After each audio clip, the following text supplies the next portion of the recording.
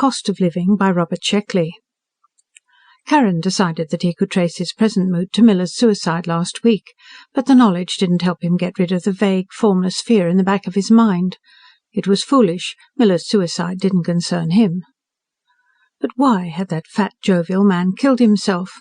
Miller had had everything to live for: wife, kids, good job, and all the marvellous luxuries of the age. Why had he done it? "Good morning, dear," Karen's wife said as he sat down at the breakfast table. "Morning, honey. Morning, Billy." His son grunted something. You just couldn't tell about people, Karen decided, and dialed his breakfast. The meal was gracefully prepared and served by the new Avignon electric auto-cook. His mood persisted, annoyingly enough, since Karen wanted to be in top form this morning. It was his day off, and the Avignon electric finance man was coming. This was an important day. He walked to the door with his son. "Have a good day, Billy." His son nodded, shifted his books, and started to school without answering. Karen wondered if something was bothering him too. He hoped not. One worrier in the family was plenty. "See you later, honey." He kissed his wife as she left to go shopping. At any rate, he thought, watching her go down the walk, at least she's happy. He wondered how much she'd spend at the A.E. store. Checking his watch, he found that he had half an hour before the A.E. finance man was due. The best way to get rid of a bad mood was to drown it, he told himself, and headed for the shower.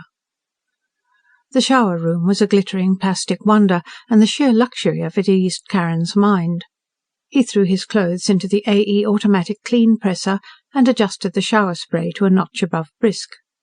The 5 degrees above skin temperature water beat against his thin white body. Delightful. And then a relaxing rub dry in the A.E. auto towel. Wonderful, he thought, as the towel stretched and kneaded his stringy muscles. And it should be wonderful, he reminded himself. The A.E. auto towel, with shaving attachments, had cost $313 plus tax. But worth every penny of it, he decided, as the A.E. shaver came out of a corner and whisked off his rudimentary stubble. After all, what good was life if you couldn't enjoy the luxuries? His skin tingled when he switched off the auto towel. He should have been feeling wonderful, but he wasn't. Miller's suicide kept nagging at his mind, destroying the peace of his day off. Was there anything else bothering him? Certainly there was nothing wrong with the house. His papers were in order for the finance man. "Have I forgotten something?" he asked out loud. "The Avignon electric finance man will be here in 15 minutes," his A.E. bathroom wall reminder whispered. "I know that. Is there anything else?" The wall reminder reeled off its memorized data, a vast amount of minutiae about watering the lawn, having the jet lash checked, buying lamb chops for Monday, and the like. Things he still hadn't found time for. "All right, that's enough." He allowed the A.E. autodresser to dress him, skillfully draping a new selection of fabrics over his bony frame. A whiff of fashionable masculine perfume finished him, and he went into the living room, threading his way between the appliances that lined the walls. A quick inspection of the dials on the wall assured him that the house was in order. The breakfast dishes had been sanitized and stacked, the house had been cleaned, dusted, polished, his wife's garments had been hung up, his son's model rocket ships had been put back in the closet. "Stop worrying, you hypochondriac," he told himself angrily. The door announced, "Mr. Pathis from Avignon Finance is here." Karen started to tell the door to open when he noticed the automatic bartender. Good God, why hadn't he thought of it? The automatic bartender was manufactured by Castile Motors. He had bought it in a weak moment. A.E. wouldn't think very highly of that, since they sold their own brand. He wheeled the bartender into the kitchen and told the door to open. "A very good day to you, sir," Mr. Pathis said. Pathis was a tall, imposing man dressed in a conservative tweed drape. His eyes had the crinkled corners of a man who laughs frequently. He beamed broadly and shook Karen's hand, looking around the crowded living room. "A beautiful place you have here, sir, beautiful. As a matter of fact, I don't think I'll be overstepping the company's code to inform you that yours is the nicest interior in this section." Karen felt a sudden glow of pride at that, thinking of the rows of identical houses in this block and the next and the one after that. "Now then, is everything functioning properly?" Mr. Pathis asked, setting his briefcase on a chair. "Everything in order?" "Oh, yes," Karen said enthusiastically. "Avignon Electric never goes out of whack." The phone all right? Changes records for the full 17 hours? It certainly does, Karen said. He hadn't had a chance to try out the phone, but it was a beautiful piece of furniture. The Solido projector all right? Enjoying the programs? Absolutely perfect reception. He'd watched a program just last month, and it had been startlingly lifelike. How about the kitchen? Auto cook in order? Recipe master still knocking them out? Marvellous stuff, simply marvellous. Mr. Pathis went on to inquire about his refrigerator, his vacuum cleaner, his car, his helicopter, his subterranean swimming pool, and the hundreds of other items Karen had bought from Avignon Electric. "Everything is swell," said Karen, a trifle untruthfully, since he hadn't unpacked every item yet. "Just wonderful." "I'm so glad," Mr. Pathis said, leaning back with a sigh of relief. "You have no idea how hard we try to satisfy our customers. If a product isn't right, back it comes, no questions asked. We believe in pleasing our customers." "I certainly appreciate it, Mr. Pathis." Karen hoped the A.E. man wouldn't ask to see the kitchen. He visualised the Castile Motors bartender in there like a porcupine in a dog show. "I'm proud to say that most of the people in this neighbourhood buy from us," Mr. Pathis was saying. "We're a solid firm." "Was Mr. Miller a customer of yours?" Karen asked. "That fellow who killed himself?" Pathis frowned briefly. "He was, as a matter of fact. That amazed me, sir, absolutely amazed me. Why, just last month the fellow bought a brand new jet lash from me, capable of doing 350 miles an hour on a straightaway. He was as happy as a kid over it. And then to go and do a thing like that! Of course the jet lash brought up his debt a little." "Of course." "But what did that matter? He had every luxury in the world. And then he went and hung himself." "Hung himself?" "Yes," Pathis said, the frown coming back. "Every modern convenience in his house, and he hung himself with a piece of rope. Probably unbalanced for a long time." The frown slid off his face and the customary smile replaced it. "But enough of that. Let's talk about you." The smile widened as Pathis opened his briefcase. "Now then, your account. You owe us $203,000.29, Mr. Karen, as of your last purchase, right?" "Right," Karen said, remembering the amount from his own papers. "Here's my instalment." He handed Pathis an envelope, which the man checked and put in his pocket. "Fine. Now you know, Mr. Karen, that you won't live long enough to pay us the full $200,000, don't you?" "No, I don't suppose I will," Karen said soberly. He was only 39, with a full 100 years of life before him, thanks to the marvels of medical science. But at a salary of $3,000 a year he still couldn't pay it all off and have enough to support a family on at the same time. "Of course we would not want to deprive you of necessities, which in any case is fully protected by the laws we help formulate and pass. To say nothing of the terrific items that are coming out next year. Things you wouldn't want to miss, sir." Mr. Karen nodded. Certainly he wanted new items. "Well, suppose we make the customary arrangement. If you will just sign over your son's earnings for the first 30 years of his adult life, we can easily arrange credit for you." Mr. Pathis whipped the papers out of his briefcase and spread them in front of Karen. "If you'll just sign here, sir." "Well," Karen said, "I'm not sure. I'd like to give the boy a start in life, not saddle him with—" "But, my dear sir," Pathis interposed, "this is for your son as well. He lives here, doesn't he? He has a right to enjoy the luxuries, the marvels of science." "Sure," Karen said, "only—" "Why, today, sir, the average man is living like a king. 100 years ago the richest man in the world couldn't buy what any ordinary citizen possesses at present. You mustn't look upon it as a debt. It's an investment." "That's true," Karen said dubiously. He thought about his son and his rocket ship models, his star charts, his maps. Would it be right? He asked himself. "What's wrong?" Pathis asked cheerfully.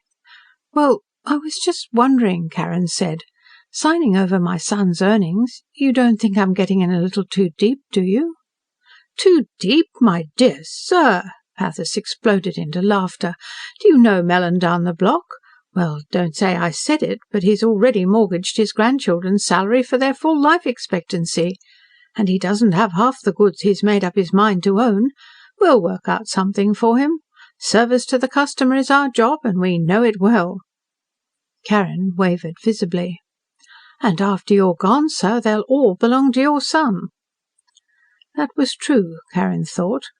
His son would have all the marvellous things that filled the house. And after all, it was only 30 years out of a life expectancy of 150. He signed with a flourish. "Excellent," Pathis said. "And, by the way, has your home got an AE master operator?"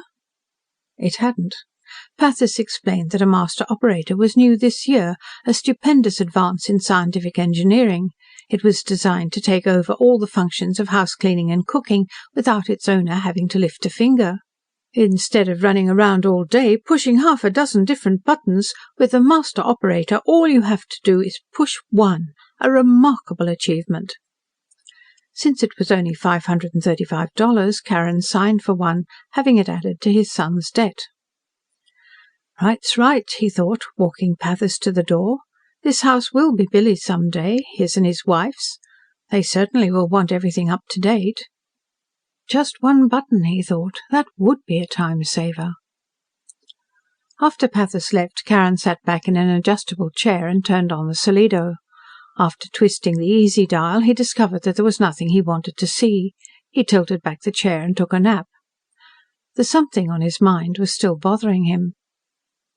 "Hello, darling." He awoke to find his wife was home. She kissed him on the ear. "Look." She had bought an AE sexitizer negligee. He was pleasantly surprised that that was all she had bought. Usually Leela returned from shopping laden down. "It's lovely," he said. She bent over for a kiss, then giggled, a habit he knew she had picked up from the latest popular Solido star. He wished she hadn't. "Going to dial supper," she said, and went into the kitchen. Karen smiled, thinking that soon she would be able to dial the meals without moving out of the living room. He settled back in his chair, and his son walked in. "How's it going, son?" he asked heartily. "All right," Billy answered listlessly. "What's the matter, son?" The boy stared at his feet, not answering. "Come on, tell Dad what's the trouble." Billy sat down on a packing case and put his chin in his hands. He looked thoughtfully at his father. "Dad, could I be a master repairman if I wanted to be?" Mr. Carron smiled at the question. Billy alternated between wanting to be a master repairman and a rocket pilot. The repairmen were the elite. It was their job to fix the automatic repair machines. The repair machines could fix just about anything, but you couldn't have a machine fix the machine that fixed the machine. That was where the master repairmen came in. But it was a highly competitive field, and only a very few of the best brains were able to get their degrees, and although the boy was bright, he didn't seem to have an engineering bent. "It's possible, son. Anything's possible." "But is it possible for me?" "I don't know," Karen answered as honestly as he could. "Well, I don't want to be a master repairman anyway," the boy said, seeing that the answer was no. "I want to be a space pilot." "A space pilot, Billy?" Leela asked, coming into the room. "But there aren't any." "Yes, there are," Billy argued. "We were told in school that the government is going to send some men to Mars." "They've been saying that for 100 years," Karen said, "and they still haven't gotten around to doing it." "They will this time." "Why would you want to go to Mars?" Leela asked, winking at Karen.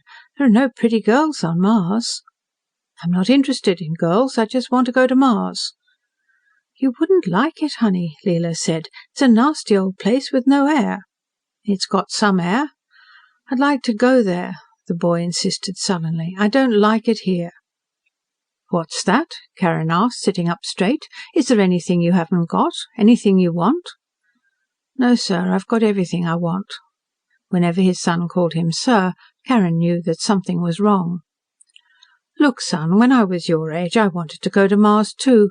I wanted to do romantic things. I even wanted to be a master repairman." "Then why didn't you?" "Well, I grew up. I realised that there were more important things. First I had to pay off the debt my father had left me, and then I met your mother." Leela giggled. "And I wanted a home of my own. It'll be the same with you. You'll pay off your debt and get married the same as the rest of us." Billy was silent for a while. Then he brushed his dark hair, straight like his father's, back from his forehead and wet his lips. How come I have debts, sir?" Karen explained carefully about the things the family needed for civilised living and the cost of those items, how they had to be paid, how it was customary for a son to take on a part of his parents' debt when he came of age. Billy's silence annoyed him. It was almost as if the boy were reproaching him, after he had slaved for years to give the ungrateful whelp every luxury. "Son," he said harshly, "have you studied history in school? Good. Then you know how it was in the past. Wars. How would you like to get blown up in a war?" The boy didn't answer. "Or how would you like to break your back for 8 hours a day doing work a machine should handle?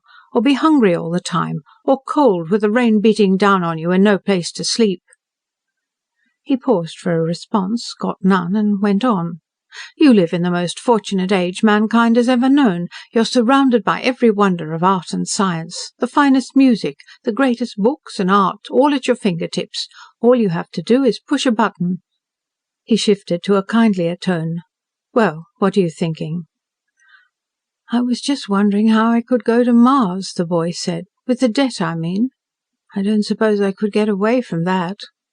"Of course not." "Unless I stowed away on a rocket." "But you wouldn't do that." "No, of course not," the boy said, but his tone lacked conviction. "You'll stay here and marry a very nice girl," Leela told him. "Sure I will," Billy said. "Sure." He grinned suddenly. "I didn't mean any of that stuff about going to Mars. I really didn't." "I'm glad of that," Leela answered.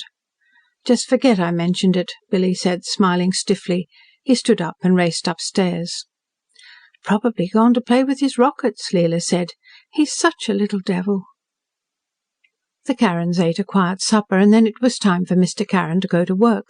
He was on night shift this month. He kissed his wife good-bye, climbed into his jetlash and roared to the factory. The automatic gates recognised him and opened. He parked and walked in. Automatic lathes, automatic presses, everything was automatic. The factory was huge and bright, and the machines hummed softly to themselves, doing their job, and doing it well.